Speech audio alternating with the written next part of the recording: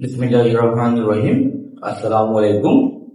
Solution by প্রফেসরের পক্ষ থেকে নতুন আরেকটি ভিডিওতে তোমাদের সবাইকে স্বাগত।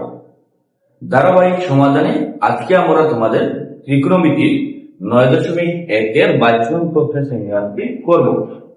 তাহলে চলো কথা না বাড়িয়ে মূল ভিডিওতে চলে যাই। আমাদের 22 প্রশ্নে কি দেওয়া আছে? আমাদের 22 প্রশ্নে দেওয়া আছে tan a = 1/√।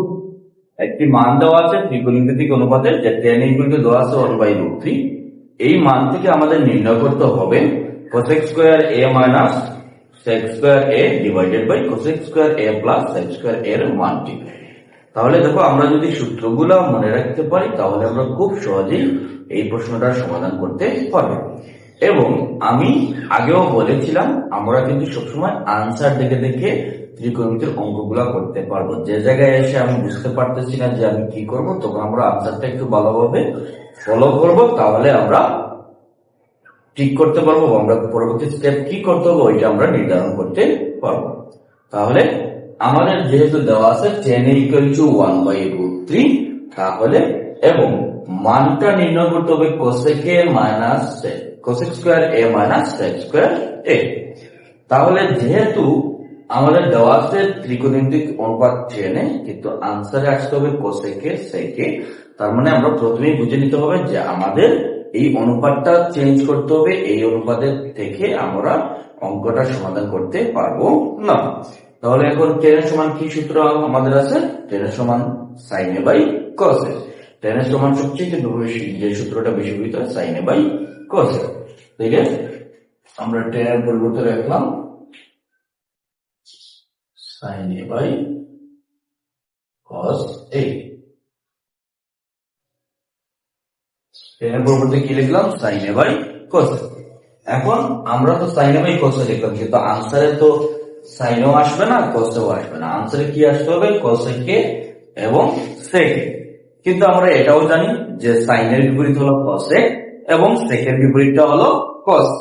sin এর বিপরীত হলো cosec এবং sec এর বিপরীত হলো cos। তাহলে যেহেতু এগুলো বিপরীত জাতীয় চলে এসেছে, তাহলে আমরা sin এর সমান লিখতে পারি 1/cosec a, cos এর সমান লিখতে পারি 1/sec a। তাহলে আমাদের আনসারের যে অনুপাতগুলো আসার কথা ওইগুলো চলে আসবে।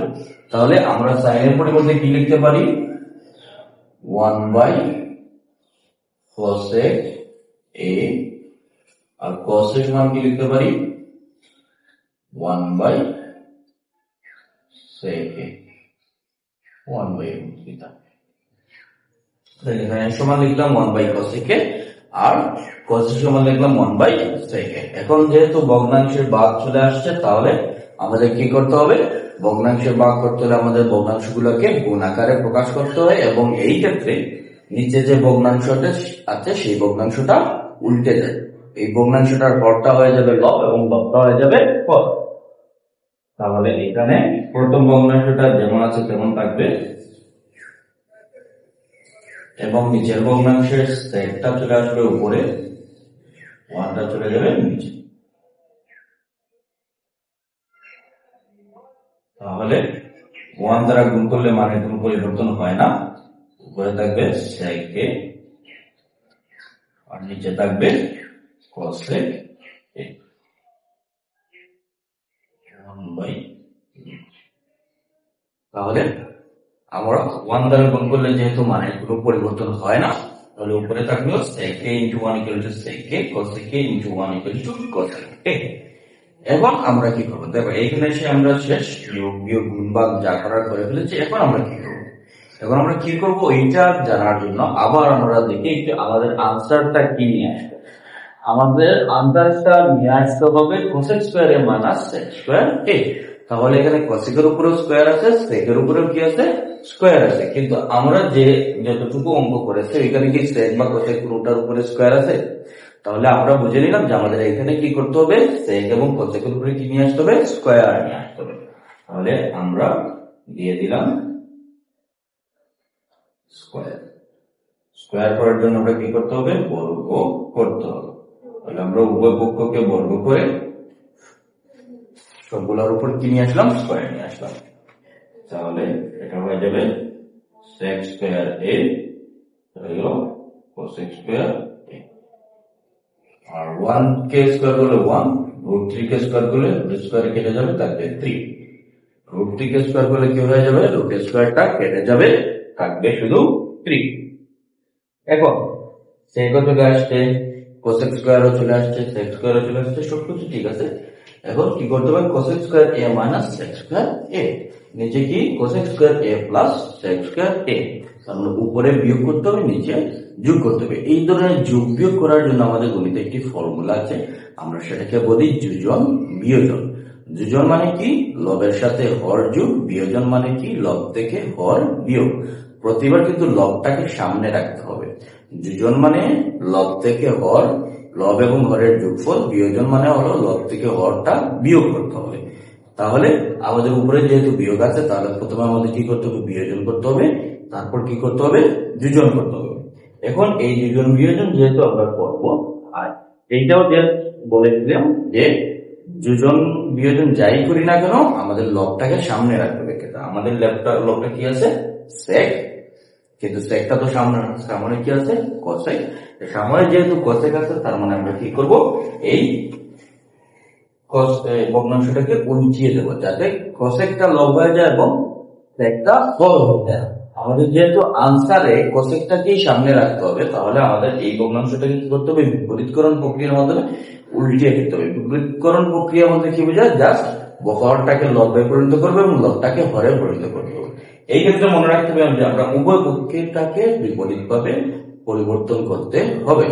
আমি এই ভগ্নাংশটাকে উল্টাবো, ওই ভগ্নাংশটাকেও উল্টে দেবো, তাহলে আমাদের বিপরীতকরণ হয়ে যাবে। তাহলে আমরা কি করতে পারি, বা sec square cosec square a by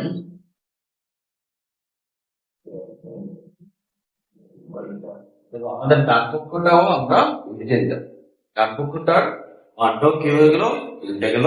এইটা ছিল নিচে, এটা চলে গেছে উপরে, ওয়ানটা ছিল উপরে, ওয়ানটা চলে আসছে নিচে। বাস, এখন আমরা বিয়োজন করে নেই।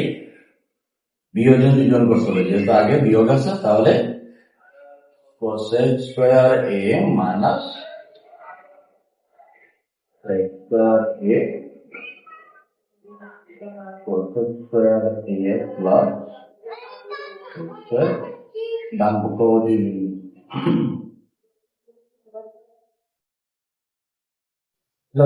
আমাদের বিয়োজন উভয় পক্ষে করতে হয়। তাহলে যেহেতু আমরা বাম পক্ষটাকে বিয়োজন এবং যোজন করেছি, ডান পক্ষটাকেও কি করতে হবে, বিয়োজন যোজন করতে হবে। কি করেছি আমরা, আগে যেহেতু বিয়োগ করছি, বিয়োজন যোজন, তাহলে কি থাকবে, এইটা তার জায়গায় থাকবে,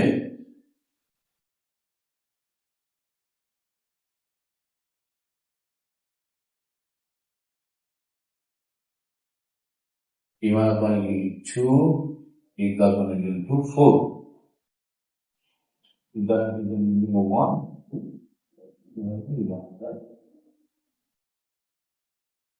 তাহলে দেখো আমরা যোজন বিয়োজন করলাম। এখন 3 minus 1 is equal to 2, 3 plus 1 is equal to 4, 2/4। ভগ্নাংশটাকে যদি আমরা লঘিষ্ঠ করতে যাই, তাহলে 2 দ্বারা 2 কে ডিভাইড করলে হবে 1, 2 দ্বারা 4 কে ডিভাইড করলে হবে 2, আমাদের cosec square a minus sec square a divided by cosec square a plus sec square এর মান কি চলে আসলো, 1/2।